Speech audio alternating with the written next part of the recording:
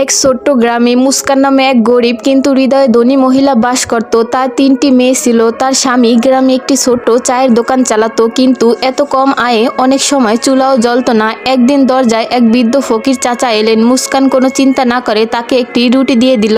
যাওয়ার সময় তিনি মুস্কানের হাতে একটি জড়িবুটি রেখে বললেন, এটা তোমাদের চায়ের সাথে মিশিয়ে দিও। মুস্কান খুশি হয়ে স্বামীর চায়ের দোকানে গেল। সে নিজেই চা বানাতে শুরু করলো এবং সেই জড়িবুটিটিও চায়ে মিশিয়ে দিল।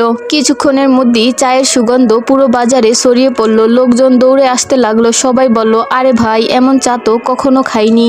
যে দোকানে সব সময় ফাঁকা থাকতো সেখানে এখন পুরো গ্রাম লাইন দিয়ে চা খেতে আসতে লাগলো। আয় বাড়তে শুরু করলো। বাড়িতে রেশন আসতে লাগলো। আর মুস্কানের 3 মেয়ের মুখে আবার হাসি ফুটলো। কয়েক মাসের মধ্যে ছোট্ট স্টলটি একটি সুন্দর বড় গরিবের চা ক্যাফেতে পরিণত হলো। মুস্কান বিলিং কাউন্টার সামলাতো আর স্বামী গর্বের সঙ্গে চা বানাতো। মুস্কান প্রতিদিন সেই বৃদ্ধ ফকিরকে মনে করত এবং ভাবতো, একটি রুটি আমার ভাগ্য বদলে দিয়েছে আর আমার সৎকর্ম আমাদের জীবনকে সুন্দর করে তুলেছে।